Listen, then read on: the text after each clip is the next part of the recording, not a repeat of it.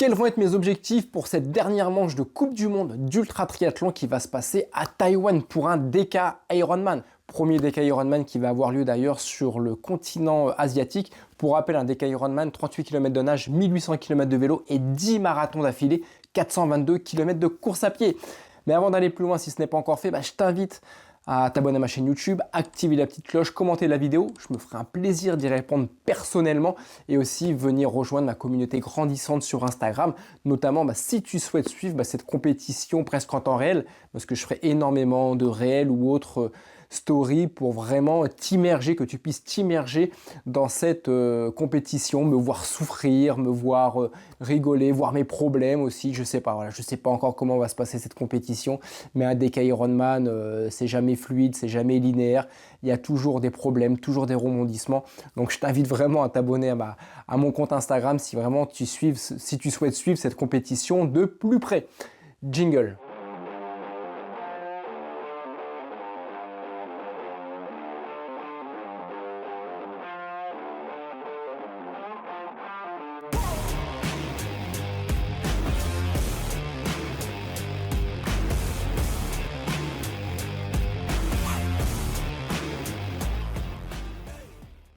Donc, quels vont être mes objectifs pour ce DK Ironman à Taïwan? Donc, comme je te le rappelle, dernière manche de la Coupe du Monde d'Ultra Triathlon. Enfin, je vais pouvoir me reposer après. Après, ça va être 3 mois de pause, de pseudo-pause, parce qu'on va continuer les entraînements, mais il n'y aura plus de déplacements avant de reprendre une nouvelle Coupe du Monde d'Ultra Triathlon qui commencera en mars 2026 en Afrique du Sud.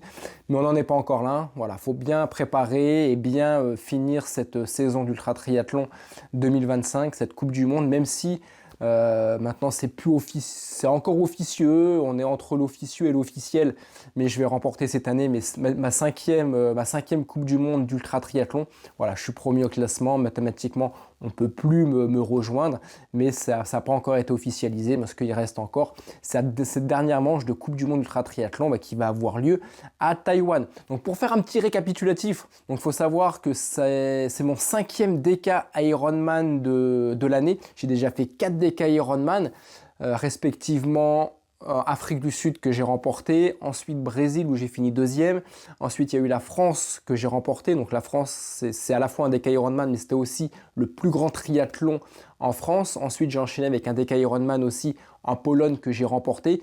Donc en fait 3 victoires sur DK Ironman et une seconde place au Brésil. J'avais fait aussi entre temps un double Ironman, donc 2 fois les distances de l'Ironman, et j'avais fini ma saison par un triple Ironman à Lenzern en Allemagne. Et là je vais entamer un 5e DK Ironman, donc dernière compétition de l'année. Le mois dernier, j'aurais dû participer à un quintuple Ironman au Mexique, mais malheureusement, les conditions, ma situation professionnelle, familiale a fait que je n'ai pas forcément pu me rendre au Mexique.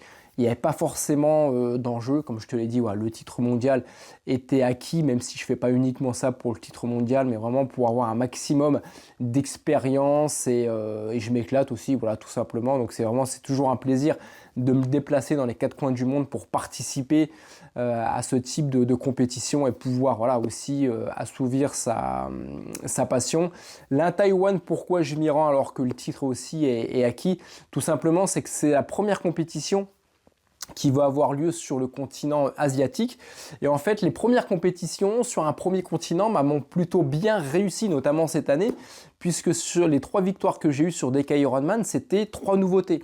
Il y a eu un premier DK Ironman, comme je te l'ai dit, en Afrique. C'était la première fois qu'il y avait une compétition sur le continent africain.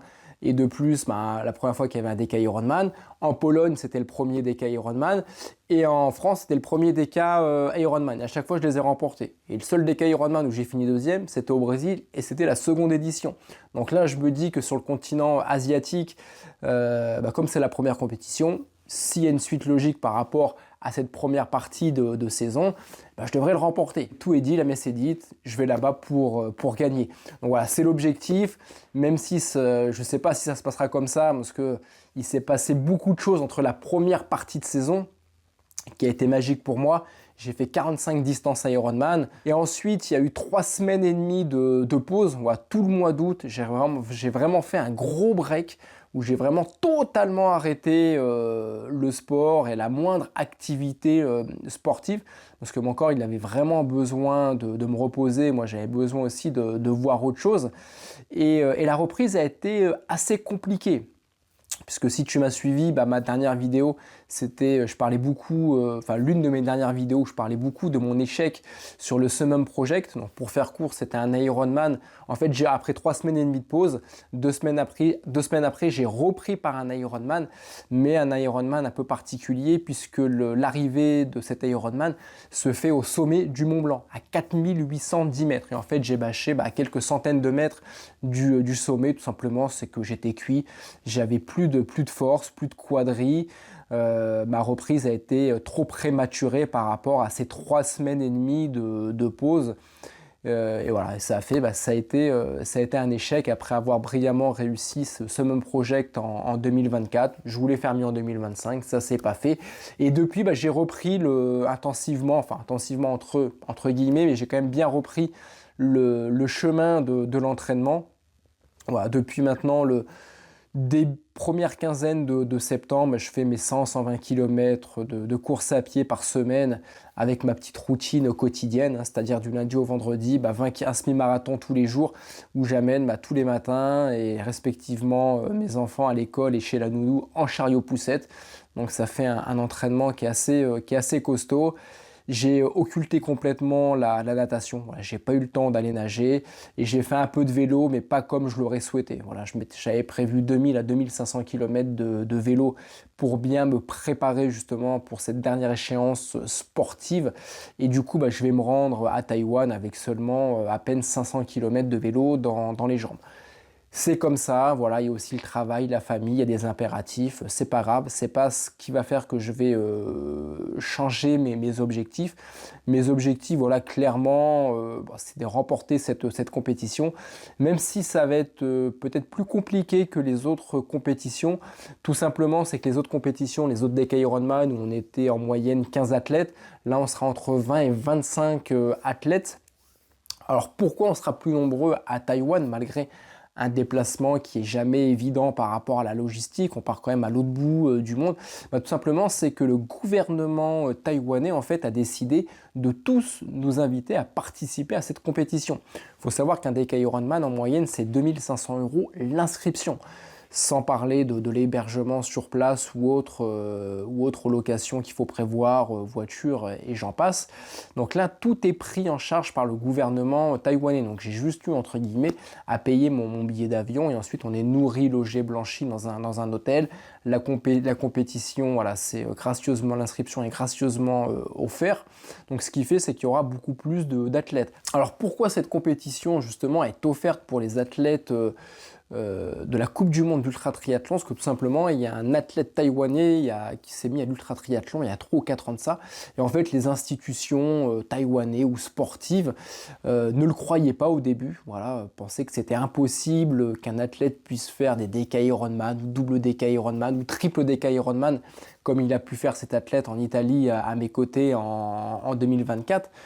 Et en fait, le gouvernement taïwanais, quand ils ont su qu'il y avait une fédération internationale d'ultra triathlon, que c'était quelque chose de très sérieux, a décidé de tout mettre en œuvre pour organiser une manche de Coupe du Monde sur leur territoire.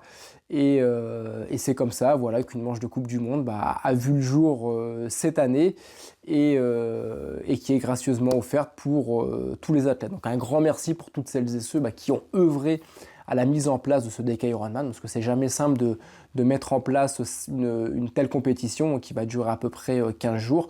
Donc voilà, je suis super content déjà de pouvoir me rendre à Taïwan pour la première fois sur le continent asiatique, et j'espère que j'aurai la même chance que lorsque j'ai été en Afrique pour la première fois en Afrique cette année, ou en Pologne ou en France pour faire la première édition des DK Ironman. Donc l'objectif, comme j'ai pu vous le dire tout au long de cette vidéo, ça va être toujours de voir grand, voilà, de remporter cette compétition, même si je ne suis pas sûr de m'être aussi bien préparé que la première partie de saison où j'avais fait 45 distances Ironman. la première partie de saison, l'avantage c'est que les courses s'enchaînaient. Donc même si j'avais pas forcément le temps de bien m'entraîner, bah, le fait de faire régulièrement des compétitions, des Ironman, double Ironman, triple Ironman, il y avait toujours un entraînement ou un mouvement qui était en place. Là, la deuxième partie, le mouvement était un petit peu moins régulier de par le travail, comme je vous l'ai dit, la famille et tous les impératifs que je peux avoir, bah, comme monsieur et madame, tout le monde. Donc là, voilà, j'ai peut-être un petit peu moins de repères que sur la première partie de saison, mais je sais que la première grosse partie de saison que j'ai faite va aussi m'aider justement bah, à aller au bout de ce DK Ironman. Mais voilà, le but c'est aussi de performer. Là où j'ai fait mon meilleur chrono cette année, c'était au Brésil où j'ai fait 217 heures.